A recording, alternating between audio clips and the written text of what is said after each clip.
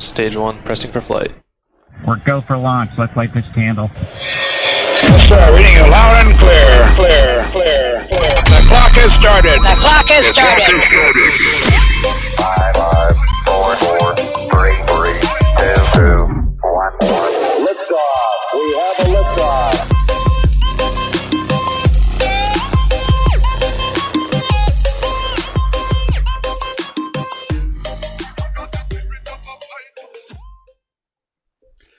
Welcome to Pressing for Flight, live from the Space Coast where the schedule never holds. I am your host, Stephen Marr. With me this evening, I have a very energetic Matthew, Mr. Jordan. Hi, guys. I have also a Matthew, Mr. Cutshaw. What's up, guys? I have a question that I'm going to be asking everybody, but we're going to save that for later. Okay, is it something we should be pondering on? You could throw it out. It's a thinker. You know what? Okay, Yeah. Here we go. If you could go back in time, now this is going to be a question whether it's past or present. If you could have anything, and I do mean anything, whether it's wealth, whatever it is, if you can have anything, what would it be? Think on it. We're going to come back to it. Okay. What? And now we have Bekah, Yeah. Mr. Pinland. Hello. I got a lot of thinking to do. I have like 10 years worth of thinking to squeeze into 5 seconds here. Yeah. Well, Stephen Mr. Kegel is not with us today. He is working on his significant other's vehicle. It has some issues, man, and he's got to get it fixed. And he is the one for the job, but that also means he can't join us tonight. Yes, I see you, Zach. You are. I misspelled Zach. Somebody else misspelled Zach first in the chat. I do not take credit for that. Talking about some Saved by the Bell in the chat. So when we started tonight, I was hoping that this was going to be pertinent right here. This Astra has raised the rocket vertical, and they were going to launch at 10, and we were going to have Matt making sure to keep track and see any tweets they're sending out. By the way, on your screen is a time lapse by none other than Mr. John Krause, as they're raising it vertical. But 28 minutes ago, Astra said that they're standing down to look into data from a sensor. My guess is a faulty sensor. We're going to get this launch eventually. I'm telling you, man. He's up there for the third time now. Right? Yeah. They paying for it. Yeah. I mean, I'm sure. Yeah. I mean, that's. He chilling. I can't imagine he minds too much. You know, you don't get that kind of scenery here in Florida. I mean, on the Space Coast, it is awesome. We get to see all the launches, but man, you just don't get stuff like that. And are they still in the season where like there's no sunset, like the sun never sets? Yes, for the next 10 days, maybe. Okay, so and then the sun. They were at the very end. They probably have a little bit of darkness, but very small amount. Yeah, that would be neat. Is summer there, or is it? It's not snowing. No, it's summer. Yeah. Yeah. Alaska follows the same seasons as we do, but they're just so far north that as the Earth rotates, the angle. I can draw a diagram. Ooh, diagram time. I can draw a diagram. Oh, look, it's still there. Nice. we were messing around in the beginning. Clear all drawings. Okay. Look at the stars. Let's see. Here's the Earth. That is a sweet Earth, you might say. It's so blue. Let's see. Okay, so let's say. Okay, there's parts of the year like you guys know the Earth rotates around the sun, and the tilt of the axis is what gives us our seasons. I'm not going to give that a breakdown. Let's make a sun. Let's give us a sun over here. Okay, let's see. It really. Hold on. That's an incredible tiny sun. Yeah, let's go. Oh, I can't make it off. I was gonna have it off screen. Oh well. Okay. Nah, that's good enough. All right. So I know most people in chat don't really need this, I'm sure, but it's fun.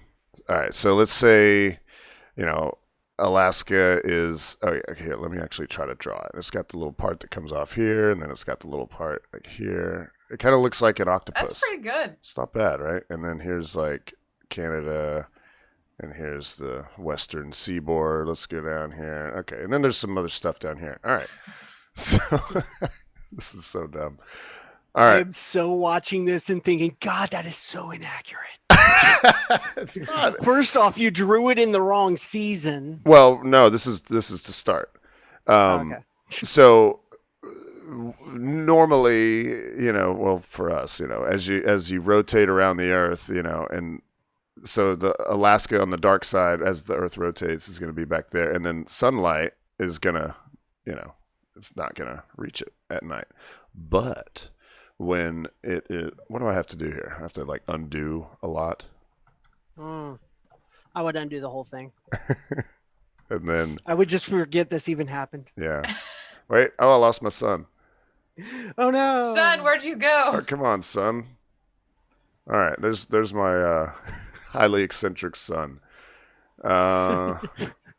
Highly eccentric. And then let's see. So when it's like tilted towards it in summertime, like it's a little more accurate. yeah, let me tilt it a little more. Like we're talking like real deal. And then let's go green. All right, so then we've got Alaska, and it does stuff. It like looks like shapes. That is not. I mean, we'll call it Alaska. And then when it rotates around and it ends up here, guess what? That sunlight, bam, is still hitting it right here. So the sun never sets. I just wanted to use our whiteboard. Anybody else want to draw on it while we're here? Yeah, I think we should all try to draw Alaska. Oh yeah, No. let's have an Alaska drawing contest. Oh God, no. Here we go. Anybody else? Okay, there you go. Draw Alaska. Go. Who's go- Oh, yes. Okay. Draw it here.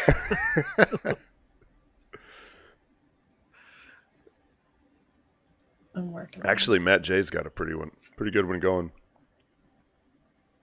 Not bad. Look at this. It looks like Squidbillies. That's He's even got the little islands. that's what. Okay, so those islands are super important. It's what makes Alaska both the easternmost and westernmost state in the Union, because this island right here, the Diogenes Islands, the international date line actually runs in between them. So if you stand on this island, you can look at tomorrow. Oh, very cool. Gee. And those islands are only like 5 miles apart. I can see Russia from my house. Yeah, you can. All right. Glad y'all know so much about Alaska, because I don't know nothing about Alaska. It's up north. I know that. They got Yeah. lots of teddy bears. I knew they had the whole sunlight for days thing. I knew that whole. And, They and, do have that. and darkness I in don't the know. winter. That would be brutal to me. I don't think I could handle the darkness, the 24 hours of darkness. Yeah, that'd be crazy. All right, let's Need lots of vitamin D. let's talk about what kind of stuff do we have here. Oh yeah, we're gonna talk about our weekend. No, not that one. Let's see. Oh wait, yeah. Let's start with booster return. So that was Sunday morning. We had a full day. Some of us had a very full day, but 3 of the 4. yeah. But Matt was out there for the early morning stuff. I wasn't there for this. I really like this picture, Matt. It has nothing to do with me being in it. I like, the focus of the people with the huge booster behind it. We're not going to it's speak good. of where this picture was taken Yeah, from. I mean, Don't speak of clearly, this evil. clearly, you were not standing on a sand dune. You were not. For You were shame. not. Yeah, because who would do that? No. Nobody, not never. No. It's impossible. It's. Why would you do such things? I'm- Just 5 people got pictures of it. I'm you know? sorry, but it is too funny not to point out that right here, Kyle is probably looking up the article that he was sending you that's titled, Why It's Illegal to Stand on Sand Dunes. No, this was later in the day. I can tell because he captured my disappointment. He captured my sadness from finding out that I was going to have to go to work that day. That's right. Yes. Yeah. Let's talk about that. How did that play out? Because this was a long day. I feel like it's fun. Space Coast stuff. It's not exactly hard hitting news, but we had a fun day on Sunday.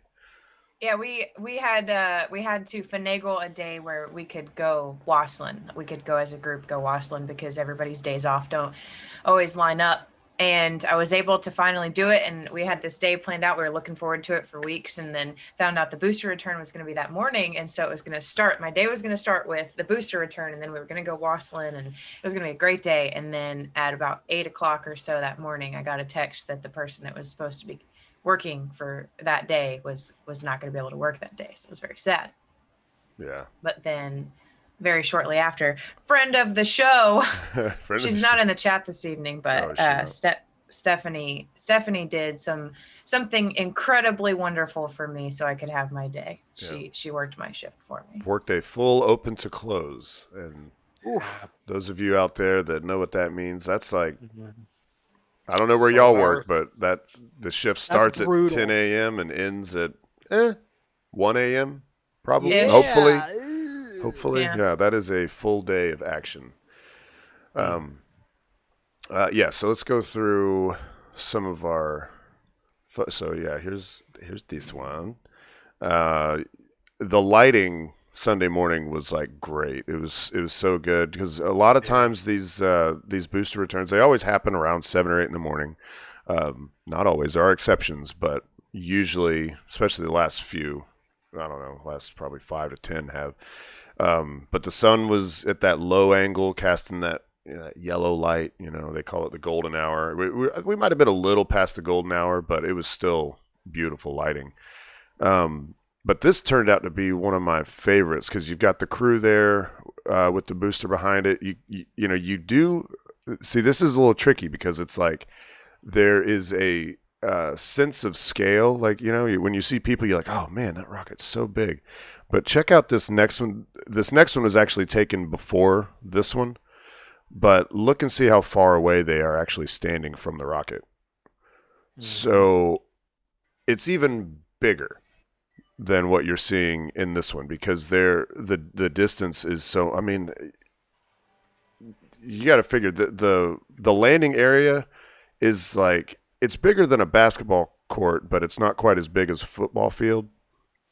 And so, what are they? Probably 30 yards or so from the rocket. It's just, just cool to see those, see the scale. It is just a monster. And then we have our up close, always go with the one with the bird in it. And this one, I don't know if y'all remember, but there was some discussion. I had the idea to start like naming boosters because a bunch of people pointed out that this one looked like it had a wolf down in here. It didn't stand out to me really, but a lot of people pointed it out on Reddit, on Twitter. So one of the cool things with this one is I will probably be able to photograph every return. And so from the first on up to however many flights it gets, I should be able to get shots like this, and then we can compare. And actually, I've got that comparison shot. I'll show here in just a second. This guy right here, I was trying to get him looking at the rocket, but he kept looking towards me. I'm sure he thought that I was shooting him because, the way I was standing and the way my camera was pointed, he's probably like, why does he keep pointing his camera at me? But then finally he turned around and did the, shade the eyes thing. And then there was this, a crew team. Yeah. What's drawing a blank here. What's the name? Rower? But Rowing? Isn't there another name for the sport? No, just crew. Crew? Oh, okay. And they were doing their. You have a crew here and you have a skull back here with a 2-person. Okay. So what's that about? Have you done this? This seems like something you would do. No, my wife was a champion crew person in college. Well. A champion? With for Stetson. Yeah, they won the state tournament. Does that mean she gets to be the one that does the? That's actually what her job was. Really? She's the What were they saying? I forget. I've talked to her about it, and she's like, "We don't really say anything. We just kind of grunt." Okay, and it's just what to like keep their rhythm. Yeah, that's all. That's the whole point, is to keep the rhythm going for the whole boat. Yeah. But yeah, you've got the whole clan here. Of course. Oh, I should have had Kyle's photos pulled up. You guys probably know the fairings came back in pieces. That was rough. Actually, maybe I can do this quick. Actually, you know what? I bet Gavin's got all the good retweets. Of course, most of it's booster return. Oh, here we go. Yeah, one of Kyle's here. It's still laying on the deck over there. I think he posted this today or yesterday. Yeah. We still don't know what happened. I mean, look, I asked Elon on Twitter. I was sure that he was going to get back to me. Aren't we all? Yeah. Yeah. So good booster return. You know, we got our photos. We went and had some breakfast, and then at some point we ran into Matthew Jordan. on the beach. Thanks for showing the shirtless. Yeah. Woo! Hey, you were okay with Facebook? Absolutely. This is my roommate, y'all. If anybody's wondering who's this random guy, that's my roommate. Now, okay, yeah. So this is something we saw on the way. At first, I was like, "What kind of weird, like voodoo thing is this?" Right? Doesn't it kind of look like that? Like something that some people built to summon something. Right. Like, y'all didn't even notice it. I pointed it out. You guys were already past it. Oh, really? You guys all walked past that. Oh, well, let's see. Yeah, so I walked around it and took pictures from different angles. So this is a sea turtle, if you can't tell. The first dead sea turtle I've ever seen. It's a little grotesque, but I find it interesting. So I'm sorry if y'all are squeamish, but I don't know. It's interesting to me. I don't know what. Matt, did you try to figure out what the red stuff was? Yeah, that's red tide. It is red tide. Yes. So are we thinking red tide killed this it? This turtle also was probably at sea for a very long time. You notice it's quite decomposed. Yeah. So the shell will turn red either from shell rot or from red tide. Shell rot is usually a little more centralized on the bumps. Mm-hmm. Whereas you notice how this is all over. That's red tide is actually a red algae that grows in the water. Mm-hmm. Yeah, and we get it every once in a while. I remember, I think it was last year or the year before, there was a big red tide scare. And we had it was all over the state, and you couldn't go to the beach. Right. Yeah, and it would make you cough, and I was like, okay, well, I'm sure for some people it's gonna maybe bother them, but not me. And then. And it's this real dry cough, but it'll get you. Let's see what else about the. Okay, let's get off the dead sea turtle and please. So let's talk about what we discovered later that night.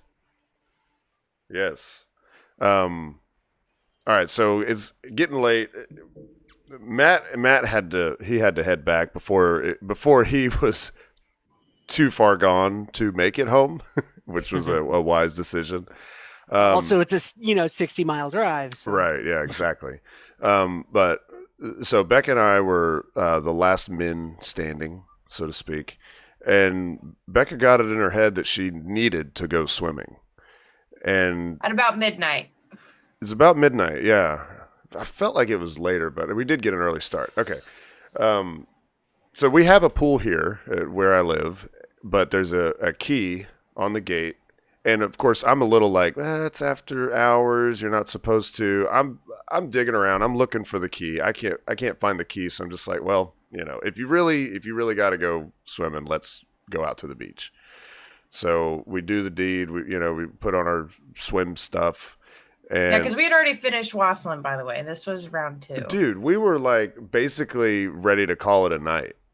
About just lay back on the couch, watch something, and just call it a day.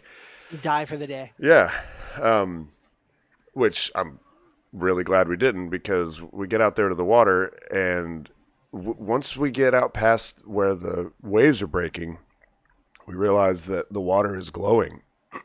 Excuse me. The water is glowing around us. The bioluminescent plankton were on point, and I'd never seen it before. I always wanted to see it. Told you it's cool, isn't it? It's so cool. And I know that there's the kayak tours where you can go and you can see it, but there's nothing like standing in it. Yeah. you know, and You move your arms and you move your feet and your body glows, like your arms and your legs and everything. So It's awesome. yeah, it was super cool. And yes, Astro Guy, it was awesome. Like, yeah, there was a couple little like games that you could play with. Like there's one, you know, you look underneath the water and you like kick your feet around or, you know, wave your hands and, you know, kind of, you know, do this move here. I guess you can't really see because of the filter, but what I like to do is get my hand like just underneath the surface, like like an inch underneath the surface, and then just, you know, run it like back and forth under the surface, and you could see the individual ones, hundreds of them, just flowing over your arm. And unfortunately, it seems bright to your eye. This is one of those things where, you know, the human eye differs from a DSLR camera. You're like, oh man, I could totally photograph this. It ain't that easy. They're pretty dim in terms of like absolute output of light, you know. In fact, last night, so we'd been talking to, you know, told some people like at work, and one of our buddies at work was like, yeah, I'd like to see that, you know. And so we made the plan to last night after he got off, we'd go down to the water and you know, so we'd go check it out. We weren't even 100% sure it'd still be happening, but it was. And so we got to show him and Frolick in the glowy little shrimps, which, by the way, if you're ever on the beach and you're not planning on getting in the water at night, if you find, you know, especially here in Cocoa Beach, I don't know where else this happens. I know it's common, but not every beach has where the seaweed will come up on the shore and just, you know, sit there. If you can find some seaweed that's still wet, try kicking it around. If it's really dark out, it also helps if there's not much moonlight, because you really need need it to be dark. But try kicking around the seaweed, because that's where I first saw it. Actually, no, it was messing around in the sand itself. But one day I kicked some seaweed. It's like, oh, seaweed's glowing. But I recommend right now, if you are a local, I know Seth, you're down there on the same coast, just a few, I don't know, maybe 50 miles, 100 miles south. You might want to go try this, bro. Let's see, anything else about that? Oh yeah, I was gonna say. Oh, go ahead, Matt. Sorry. I was going to say the first time that I saw it was the Perseverance launch. I remember we had gotten there super early, and I had went to the edge of 401 to try to get pictures of Alice on the pad, and that's when I had looked down and I was like, what on earth was that? I saw fish jumping, and when they were jumping and going back down, the waves were just glowing, and I was like, what? Oh, yeah. And it's like, hard to photograph, right? You're like, oh, I can get a shot, and it's like impossible, man. No, it's just, I tried. It's just not bright enough. It's similar to trying to take pictures of stars, you know, like with your eyes, stars, like, oh, bam, I see the stars. But you try to just take a quick snapshot of stars, they're just not bright enough. In fact, I had to prove it to our buddy last night, because he wanted real bad to get a video or a picture or something. And we had already been out in the water, and we'd come back on shore, and he's like, I want to try it. You know, I want to try it. I'm like, dude, I'm not going to take my phone out there because, well, it is waterproof. It's one of the waterproof iPhones, but you don't want salt water getting in that charging port, you know, because, you know, salt water and metal component, it's just not good. Yeah. Electricity in general and salt water just don't mix. Yeah, but he was adamant about it. And then he wanted me to carry his phone out there, and I'm like, and he wanted me to be the lookout to warn him when waves were coming. Yeah, he's like, we need 3 people for this. We need one to hold the phone, and we need one to be a lookout for waves so the phone doesn't get wet. And then he talking about himself. He's like, I'll be out there and I'll, you know, move my hand around disturb the plankton. Yeah, and I'm like, all right, man. Just because I want to go see him again, let's go try it. And you know, I took a video and tried, you know, he's got an older iPhone. It's the 6, and it doesn't have long exposure, so there was really no hope at all. But you know, I had to prove it to him, and so now his phone doesn't work. His phone worked for about half a day, and then he came in from a delivery and was like, "Yeah, my phone is not working." Oh, Seth. Yeah, I guess he missed what we were talking about. Just go out in the water. Go see if you can't find some glowy plankton. How about that? Glowy plankton. Thanks, Paul. Yeah, thanks, Paul. I didn't see Paul. Oh, there he is. Okay, what else? Oh, this. Oh, man, this is so cool, and I'm a little embarrassed that the first 5 times I watched it, I didn't realize there was sound, but there is sound in this liftoff and landing video that SpaceX put out. So sexy. It's, man, I see now I want, like, Bob and Doug to comment on this and say, like, how accurate the sound is. You know what I mean? The sound would be different from where they are because this is down, like the camera is situated behind the fairing. So what we're getting is mostly those aerodynamic sounds. The sound would be completely different up at the top because you're getting a different aerodynamic profile up there. This is cool because it sounds like it's drumming. It does. Yeah, you're getting those the cold gas thrusters.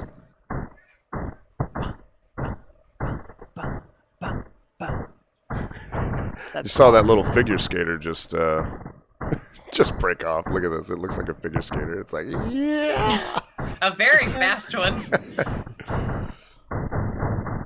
But man, it's like you hear every little pulse, and you can tell just how much work those thrusters are doing. Oh yeah. And I want to know what this is. This is SAOCOM, by the way, y'all. So this is the one that's coming back to land. This was that That's polar a one. tiny little cloud that is up above the rest of the cloud cover and is catching more sunlight than anything else around it. That's what that is. Okay. There were these little cumulocirrus clouds that were way up above the rest. Okay. And there weren't a whole lot of them. But yeah, that's just a high-level cumulocirrus cloud. Gotcha. Oh, and then of course the coolest part, everyone's favorite, right here. That is so freaking awesome. You can see you see exactly what those grid fins do. And why they're made of titanium and not something cheaper. Yeah, they used to be aluminum, and then they had problems with them, like They were breaking having and problems basically with burning them. up. And they're not reusable, and they're all about reusability. So they're willing to spend the extra money if they're going to get an extended life out of a product. Mm-hmm.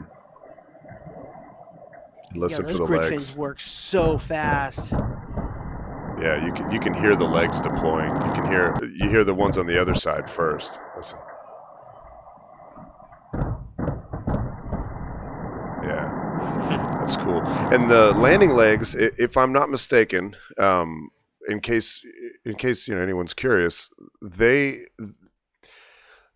basically deployed by gravity. There's a little piston that when it's time to deploy them, there's this little piston that pushes them out to get them started. But from there, with gravity mixed with the thrust of the engine, obviously is thrusting upwards and slowing the rocket down. Those legs are coming down just kind of on their own, and then they lock into position. At that point, they're moving faster than the rocket body because the rocket body is going to slow down faster than the stuff that's connected to it, essentially. Right. Yeah. So that was cool. I'm really glad that SpaceX put this video out with sound. This is the first time that I know of that they put out one, right? With sound. They needed to use the elevator music sound that they used from the fairing catch. Yeah. Or something like it. Or snake jazz. Snake jazz. So correct me if I'm wrong on this, but I believe SpaceX is the only company besides NASA themselves. I believe SpaceX is the only company that has officially to this date leased the most pads at Cape Canaveral. Yes. Because they also have Vandenberg too. Mm-hmm. So together as a whole, they are releasing the most complexes per company. Yeah, because they have 4 here, and then they have one in Vandenberg. Yeah, 1 in Vandenberg.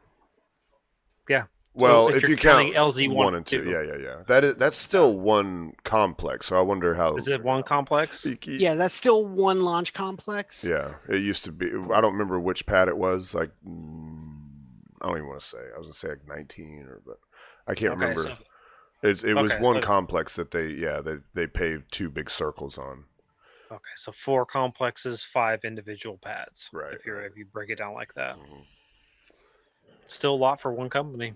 Yeah. Yes, it is. Well, I mean, they are at this point. I would say they are the premier launch provider. The Yeah. launchingest, if nothing else.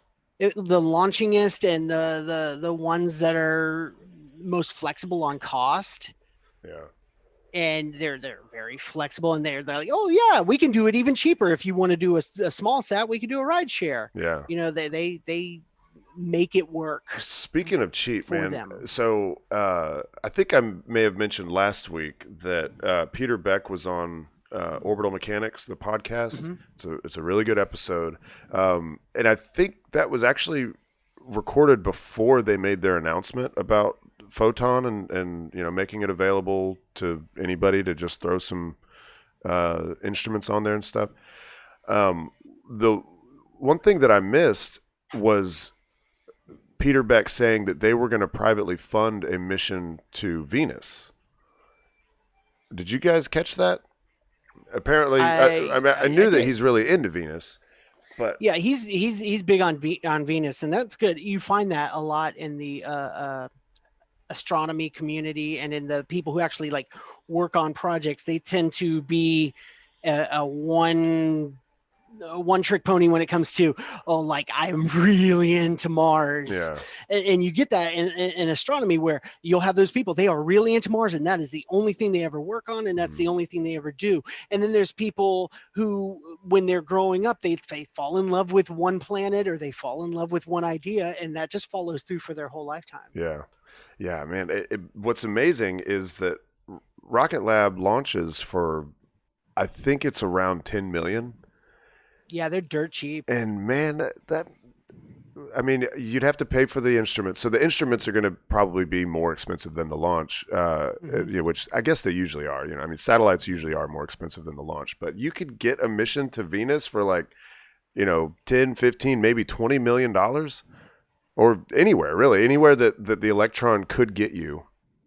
And it'd be so much cheaper than anybody else. I think that, and by the way, their private mission to, Matthew Jordan is in chat. I love Io. Io is the one with the volcanoes, right? Yes. Yeah. Is the most volcanically active body in the solar system, including Earth, And most colorful. and very colorful. Very, very colorful. It looks. And they had a captain. What? They had a captain. What do you mean?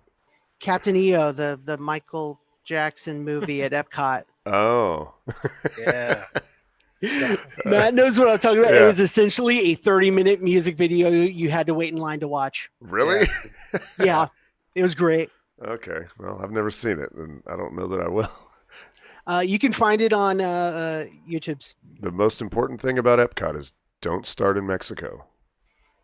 True story. You do want to start over in France. Yeah, on the other, what Or is not Canada? France, sorry, I think is Canada. the first one. Yeah. I saw Mexico Fran- has the boat ride though. I like that little boat ride. Yeah, but tequila makes you not remember the rest of the countries. Hmm. Yeah. Are you talking about drinking? I'm talking about rides. The little boat ride is awesome. Yeah, the boat ride is pretty cool. They're going to be redoing that one. No. Why? They're going to redo it in Coco, though, which I'm okay with it. I'm okay with redoing it in Coco. Coco was a great movie. they took away Monstrum and put Frozen instead. It was a horrible choice. They barely Let's get VT on topic. alone. I know we're talking about Disney, but they barely VT alone at Universal, or else I will raise some hell. Damn it! They'll never touch ET because it's an original. It's the only original ride left, See, And it's contracted by Steven. and it's Spielberg. contracted by Steven Spielberg. Kegel's going to be pissed when he finds out that we were talking about Disney and he didn't get to talk about buses. Not our fault. Novas, yeah, Novas. Nova articulated. And wait. The Supernovas were always my favorite to drive because those you can get the air conditioner down to like 50. Jeez. Let's see. And those were won in a lawsuit by Disney, actually. Yeah, I don't like. That's too cold for me. Okay. Yeah. Let's that's way see. too- What else do we have here? Oh yeah. So one of the wonderful things about living and working on the Space Coast is when you can't be up there to stalk port stuff. You still can sometimes get to see your buddies when they are hungry and need some pizza.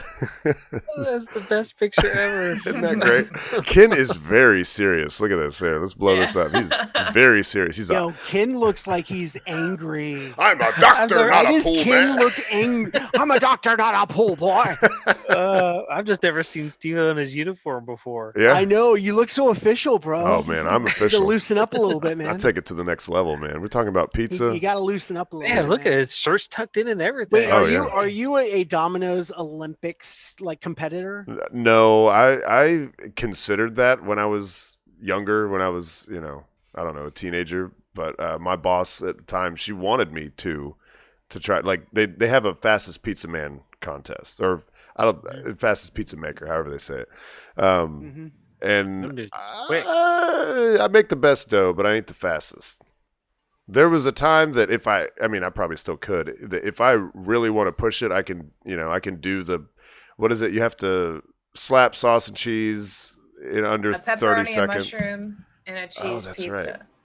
And then it's just whoever's fastest. And you basically, you got to be under like 15, 20 seconds per pizza if you're going to even compete.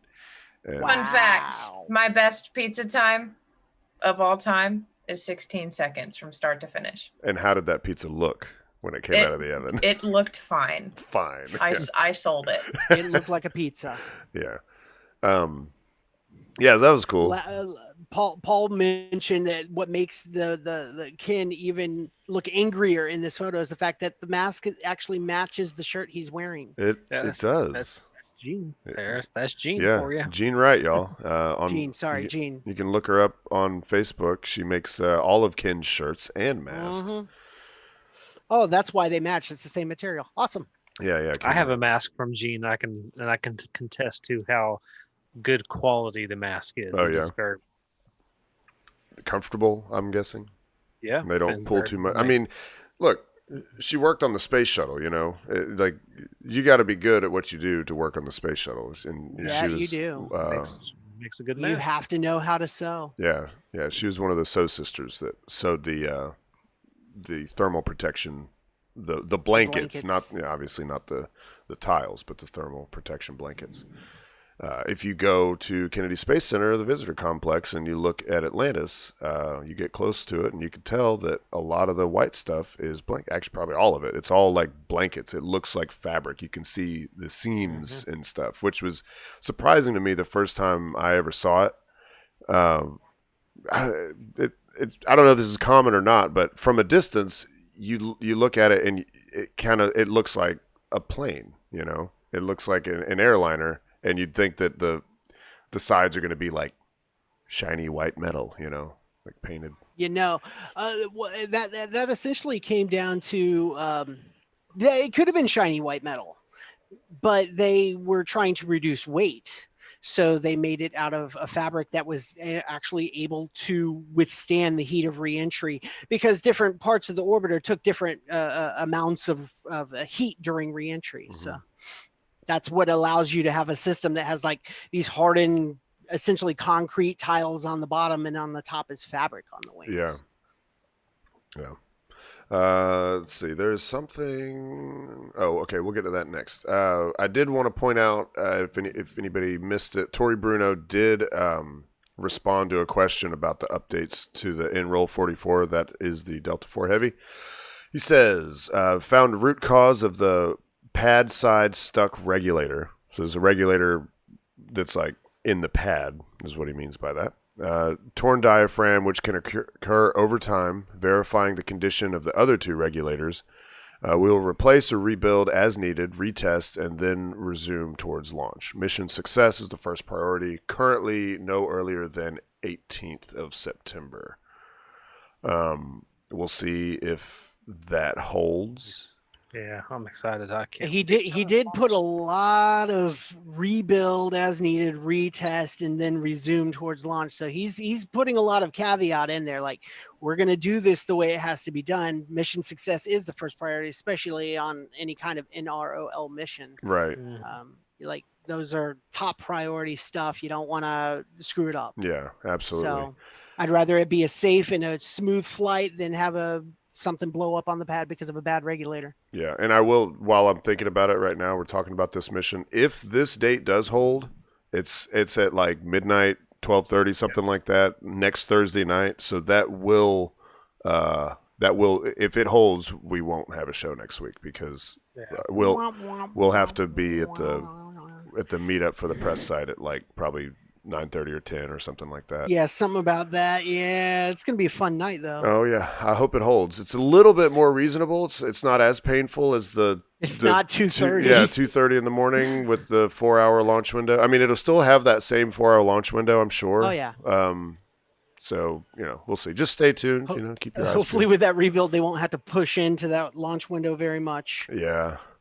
Yeah. Delta is finicky. It's hard to get those things to lift off. Okay, now this one I kind of wanted to lean on Matthew Jordan because I know that he kind of chimed in, and I guess you said you actually I only saw your initial question.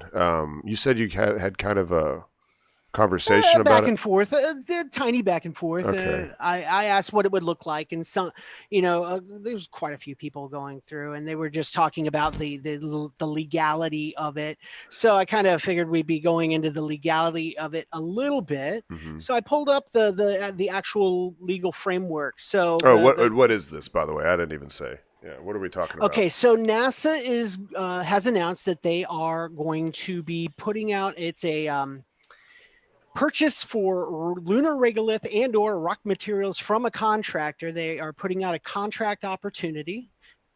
And essentially they want to purchase lunar regolith or moon rocks from a contractor who will do all the actual collection of said moon rocks from beginning to end. NASA wants no part of it other than giving them money and receiving moon rocks. Mm-hmm. I think that's really like in a way that we don't always see that they're really going full bore on trying to commercialize space. Yes, and that's what's needed to happen. That's kind of what Shuttle didn't let happen for a long time, because Shuttle was sold as a this is everything you need system. And because it was sold that way, the commercialization of space was set back 30 years. Right. So we had to wait for the space shuttle to essentially die out before we could have this kind of commercialization where we're saying, hey, we're not even interested in going and getting this stuff. We want someone to go and get it for us. Right. And we're going to pay these companies to land things on the moon for us, and we're going to pay these companies to land people on the moon for us. Yeah. Outside of our already existing Artemis architecture, we want to purchase these things instead of actually having to provide them, because NASA is essentially, per the law that dictates what NASA is, it's an exploration agency. Right. And exploration isn't just putting boots on the ground. That's also sending spacecraft to all kinds of crazy places all over the solar system. We need to explore every world, and that's my big thing. So they put out this contract opportunity today. Some of the conversation actually did go to the legal ability for NASA to do this, or for a company to actually go to the moon. Yeah, bring it back. What does the Outer Space Treaty say about this sort of stuff now? Is it Okay, even allowed under the Outer Space Treaty right now? Under the Outer Space Treaty, nothing that belongs to a celestial body can become property. That's per the Outer Space Treaty. Has not changed since 1967. Now, how does obviously NASA has some lunar samples. They're like the only ones that have ever gotten lunar samples, right? Actually, Roscosmos did get lunar samples. Okay. And they sold lunar samples. This is actually one of the presiding pieces of, like, I guess you would call legal precedents, is that the Soviet Union actually sold at auction from Sotheby's lunar samples, like grams of lunar soil, and it sold for like $200,000-$300,000. This is when, at the very end of the Soviet empire when they were needing money from anywhere they could get it. They sold lunar samples. The United States actually made gifts. They made about 200 gifts of lunar sample to other countries. Every country in the world that was part of the UN received a piece of lunar soil. Oh, cool. And every state also received a piece of lunar soil. And then they also had several to give to like dignitaries and stuff like that. So there are pieces of lunar soil that have been returned to Earth that are out there in the open market. You can find them. NASA works with the FBI to trying to find people who actually deal in these artifacts that have come back from the moon. So Outer Space Treaty says, yeah, it's not really property. You can't, it belongs to all of humankind. Well, in 2015, Barack Obama, who was president at the time, actually signed into law something called the U.S. Commercial Space Launch Competitiveness Act. It's typically just called the Space Act, spurring private aerospace competitiveness and entrepreneurship. So that's where space comes from, because everything has to be an acronym. Oh, by the way, Daryl is asking, are they buying rocks or paying for a service? I'm pretty sure they're buying rocks. That's what they want. They're wanting to buy the rocks. That is what they want. They have no. They don't want to help you get there. It's like dictate how it is done. They just want the rocks. Right. They're paying $25,000 to $45,000 for the rocks once the veracity of the sample is determined by them. Right. So Title IV of the Space Act, and I'm reading it here on my screen, it says it facilitates commercial exploration for commercial recovery of space resources by U.S. citizens. That puts the United States' stance legally at odds with the Outer Space Treaty. Okay. Now, the United States wrote the Outer Space Treaty in 1964 with the help of the Soviet Union. The Outer Space Treaty was essentially meant to take the teeth out of the space race and the race to the moon, because the Soviet Union knew they weren't going to be able to accomplish the mission as readily as the United States. They understood about midway through that race that they weren't going to win. Yeah. And they were putting up lots of rockets, but they didn't know rendezvous. They didn't know this kind of stuff. So they didn't really have a good plan for going to the moon. If you really go back through the data, they wanted to take the teeth out of that, out of the space race. So they said, well, the moon can't belong to anybody. Right. Which was kind of an act of good faith, really, kind of, because we were the ones getting there, and we were like, hey, by the way, we're not going to claim any of this land for ourselves. Absolutely. I mean, obviously, once we do start going back to the moon on a regular basis, there's going to be rules about the Apollo landing sites. You're not going to be able to go close to them. Oh, absolutely. Heritage sites will be blocked off. But it's not going to be like we own it, I don't think. It's going to absolutely. What I think needs to happen, and the guy who wrote The Martian, he wrote a follow-up novel called Andy Weir wrote a follow-up novel called Artemis. Artemis was about the very first lunar colony, and it was built at the site of the Eagle landing, and that was actually part of the draw. And what brought money to the moon was people wanting to go up and actually see the landing site of the Eagle and be able to, with a small amount of training, walk around outside and actually get close. I mean, hell, if it were me, I'd do it. Yeah. Oh, absolutely. Absolutely. But that wasn't like the total what they were making money on the moon, but that's a completely different story. But we're going to mine the moon. We're going to mine asteroids. We're going to land on Mars. As a society, or at least the UN, I should say, needs to revisit this and say, okay, we're in a completely different place when it comes to space than we were 50 years ago. Yeah, because it was only governments doing this at the time. But yeah, it was only governments, and that's the only people that could afford to go to space were governments. Right. Now we're getting to the point where we're going to have a lot more people going to space. Launch has become incredibly cheap. Thank you, Elon. Yeah. Right.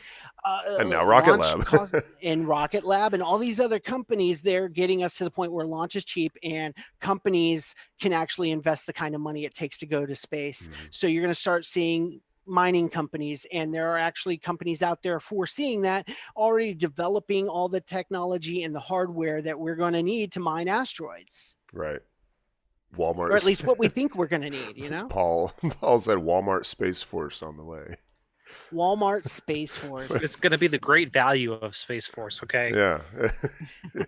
Always low prices. No, I believe something totally different needs to happen with Space Force. It needs to be more than just a projection of power, and I might be working on something where we'll get to discuss that a little bit more in the hopefully near future. So yeah, I picture Space Force as obviously doing what the Air Force is already doing as far as like, you know, tracking satellites and stuff like that, but also maybe becoming like a sort of like a Coast Guard in space. Yeah, that's kind of what they need to be. They need to work on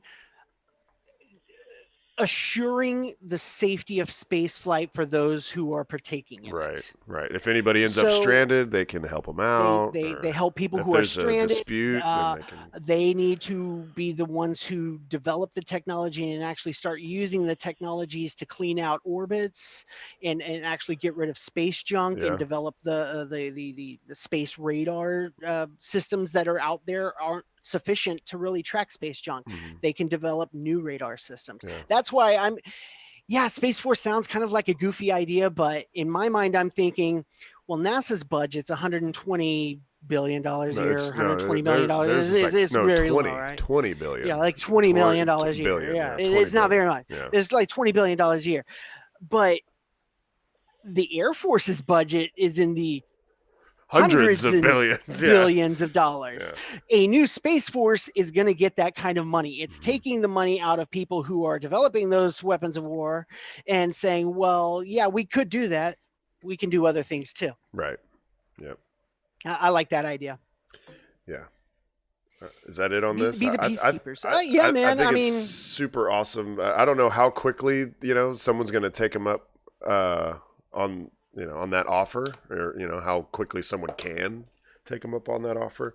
But it gives a way for commercial companies to have a business model. They have a business model. They can attract investors saying, okay, here is my lunar return stuff. I need people to invest in this. Now they have, I'm getting paid to do this. Yeah. I'm going to get paid at the back end. This is an investment. Is there any sort of an idea on like how much lunar regolith is going to go for? It's going to be like per gram. Okay. Are we talking, you know, like $1 million per gram, or like what are we talking? I mean, I would set it at about 800,000 per gram, just because that's how much it's sold at auction. We don't have a whole lot of ideas of how much it's going to cost. Now NASA's paying 25 to 45,000 based on the amount brought back. And they're thinking in the grams, not kilograms amounts of lunar regolith. And from my perspective of seeing these companies that are already developing the landers, developing the launchers, we've got cheaper launchers, we got all this stuff going. I say 2 years tops, someone's going to be cashing in on this. 2 years. And I would say even if, you know, they're not going to help you, you know, develop or launch or anything, there is one way that they'll probably have a say in how this goes, and that is they'll tell these companies where they want samples from.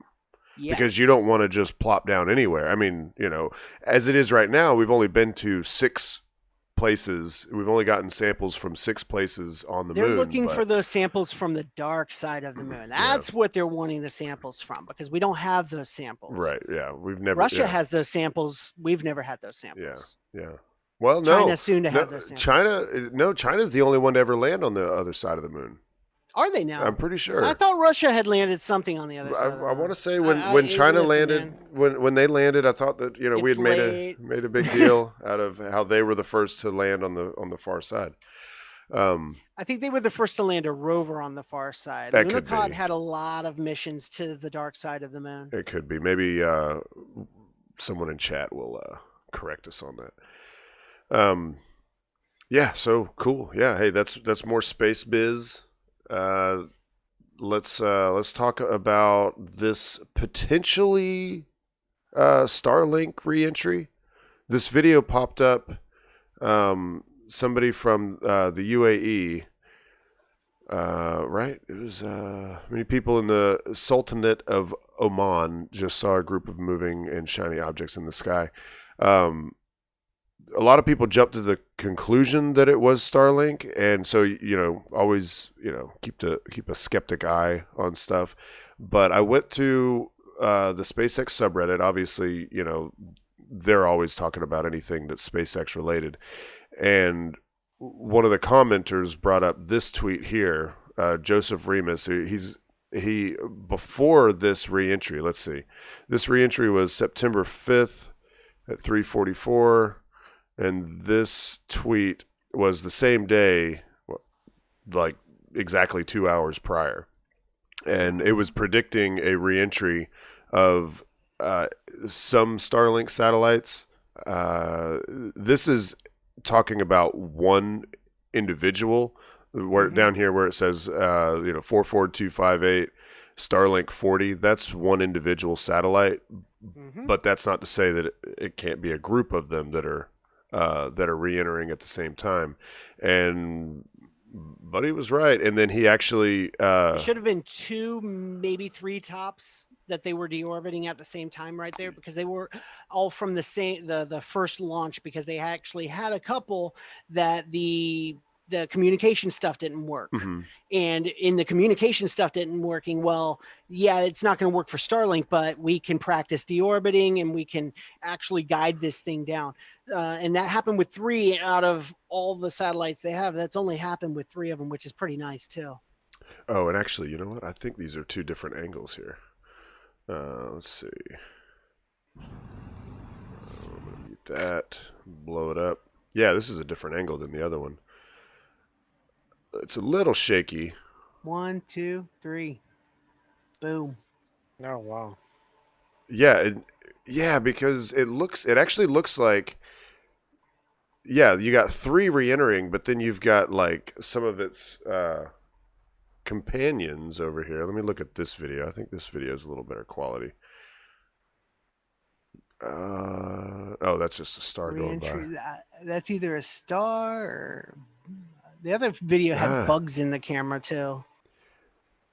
Yeah, it's hard I to don't tell. know. I have to look up the stats. I don't really have a good connection to the stats on which satellites are up and which are down. So I'll do some research, and we'll have an answer by the week after next. Oh, Paul. Paul said, "Oh, cool. There was a plan for that tab." I saw where you said something about Sanskrit earlier, and I didn't know what you were talking about. Yeah, that's what this is. It's Arabic, I guess, was the language that was being typed. Daryl said it looks awfully large for a Starlink sat. I'm not sure. I mean, I can't agree or disagree. I'm not sure how you would even determine that. It's just a light with a tail. I can't say one way or the other. I mean, that middle one looks much larger than the other 2. You can definitely say that. I think that the middle one was probably further down, closer to the Earth than the other 2 at the time of the shot, and that's why that one looks larger than the other 2. And the question would be, and maybe this is what Daryl's getting at, the question would be, is this multiple satellites, or is this one satellite that's broken into multiple pieces as it's re-entering? I think that this is multiple satellites which have broken into multiple pieces individually during re-entry. Yeah, so it could be like 2. That's not something you see every day, so that's kind of cool. I hadn't seen that video yet. Yeah, it's pretty sweet. And I wasn't going to even bring it up until I saw where that, what was his name? Joseph Remus had predicted this this re-entry, and so I was like, okay, well, that sounds close enough to at least be interesting, right? So that's cool. I don't know. Keep your eyes peeled. Maybe see some Starlinks. I mean, and this is the first generation, the version 0.9, so it would make perfect sense that at some point they're going to go ahead and bring those back down. Let's see. Other news. Not much to say about this. This is not that much of a surprise to anybody. Northrop Grumman cancels Omega. Badly named rocket. Yeah. I mean, Yeah. the name is kind of cool. It was the fact It's that a they cool sounding name. It means last. Yeah, it does mean last, yeah. And it didn't even get to be last because it never got to fly. It's kind of weird cuz like whenever, you go up for set up remotes on the way back from 39A, you would see that mobile launching pad over there, and we would see, each time it would be built up and built up. And now, apparently, according to Chris B, I don't have his tweet up, but he commented that they had already started staging the demolition stuff, even though until, like, let's see, I guess till today, Northrop Grumman hadn't commented on what was going to happen with Omega, and the reason is, these Air Force or DoD contracts. I don't know if they're all Air Force, but it's Space Force. They awarded SpaceX and ULA these contracts to launch all these military satellites, and Blue Origin and Northrop Grumman were left out. Well, apparently Northrop Grumman was relying on that to be like a purpose to build Omega, and since they didn't get any of those contracts, they decided they weren't going to build it. I mean, Paul, man, what the heck? they're that kind of that old school kind of way of doing launch business. If they're not getting the big government contracts, then they're not going to make enough money to sustain a new rocket. If they don't have a customer, then they're not going to make the product. So they were getting money from NASA for the development stages of this as part of that contracting process. Yeah. And when they didn't get it, and then they actually waited and contested that decision, and they had to wait for that contestation to go through before they made the announcement that they were going to cancel the rocket. That's why it took a while. Yeah. So there you go. RIP Omega. I wanted to see it launch. I want to see them all launch, but that's a big solid, and solids are fun. They launch so fast. Solids are fun. I don't like solids for manned flights, but I love some solids. Yeah, action. yeah.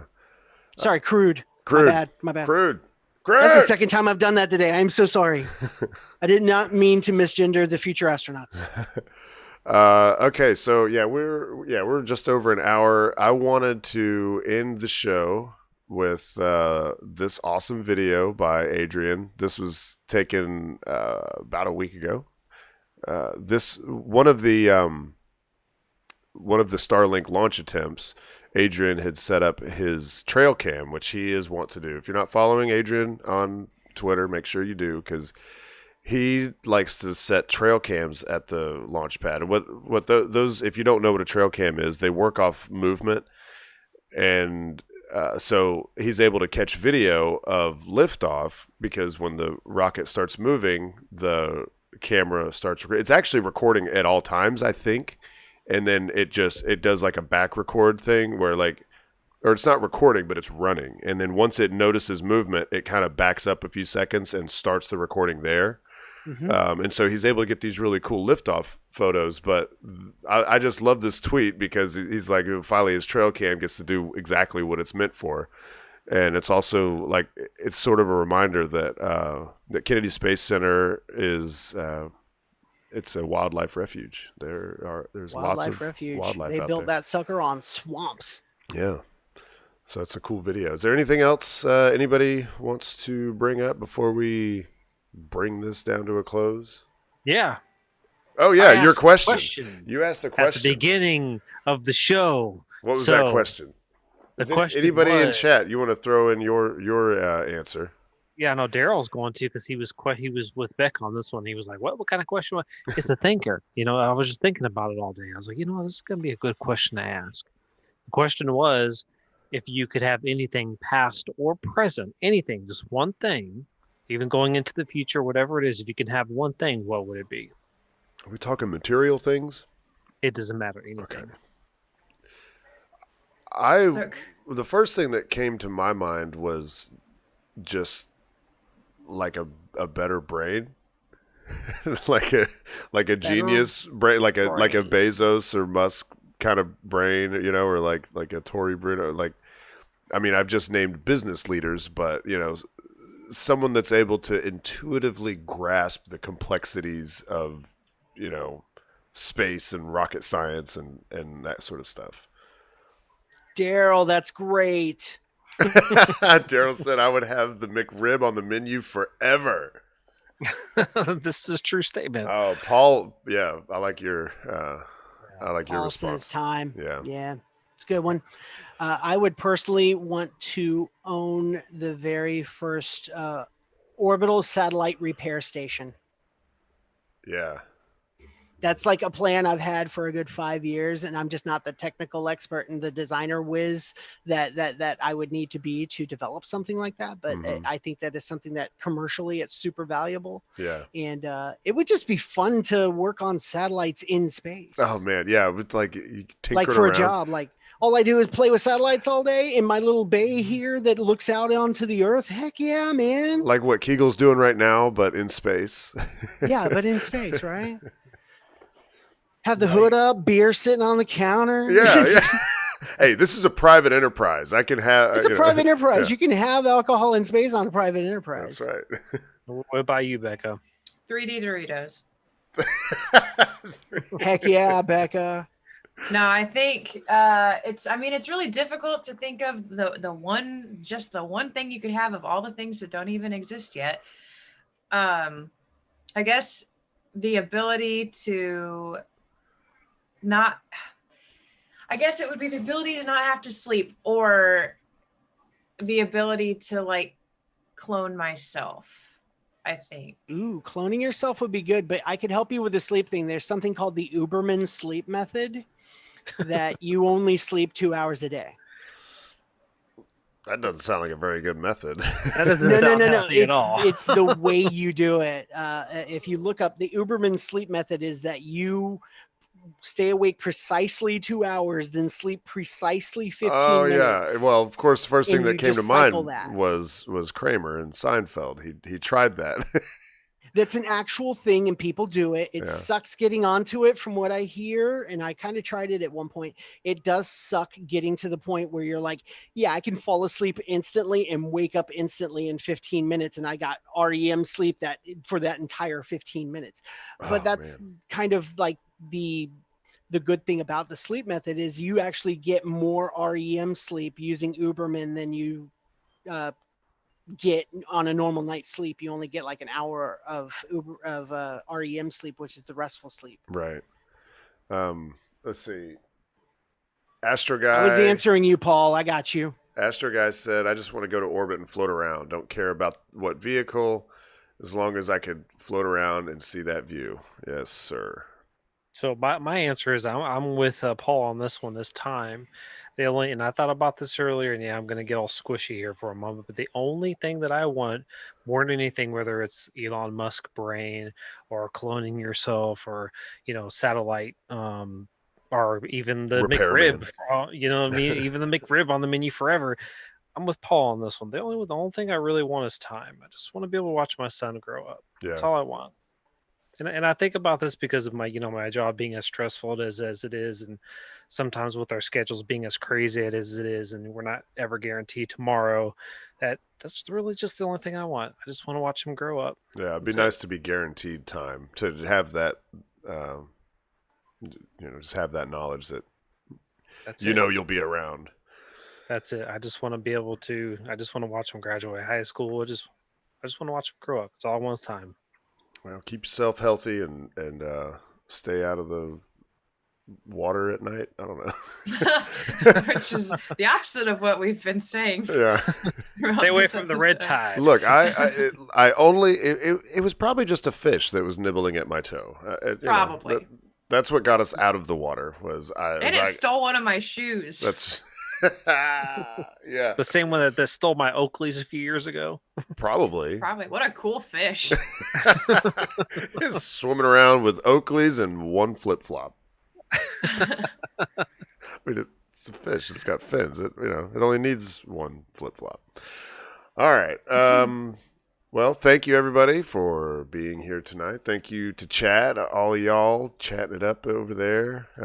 You got feel free to continue your discussion about REM sleep, because as long as that chat window's open, you guys can keep on talking.